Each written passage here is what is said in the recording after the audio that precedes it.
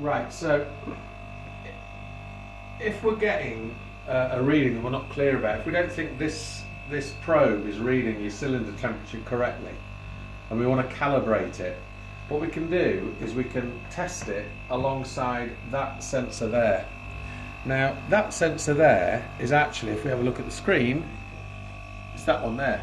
Left hand one is the one in my hand, that's the one that goes to the cylinder. Right hand one is the water as it's coming out of the Bunsen now, which is that. So by definition, if we tuck that somewhere nice and close in there, as close as we can to that, then what we should have, granted it's not a perfect fit or anything, but what we should have is very similar readings between the two of them coming back together. So we'll just allow those to settle down. Now, if we've cracked up here and we're still getting, this is further down the line, if we want to check that there's absolutely no air coming in through the pump, there's a couple of things we do.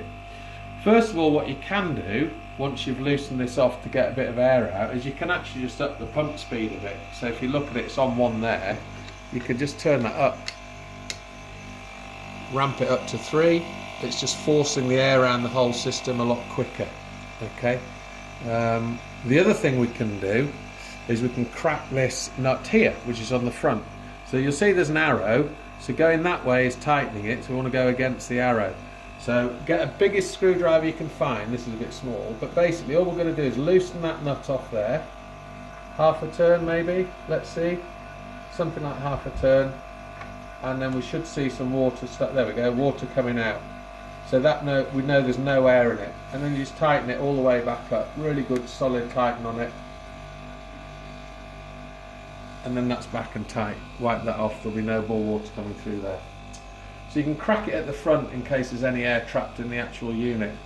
So just coming back to where I stuck that in, it's only been in a minute or two and it's not very well insulated or contacted, but again, we're starting to get a very similar reading coming back to 33. So they will, I suspect, if we leave those another 10 minutes or so, they'll be certainly within a degree of each other. One's in a better housing than the other, but they're going to be very, very close.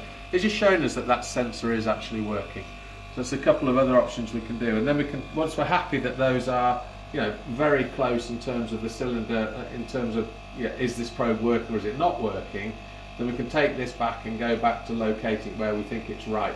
There should only be a 2 or 3 degree difference on these two numbers here when when this one here is reading the cylinder temperature. Okay, so that's something else we can try.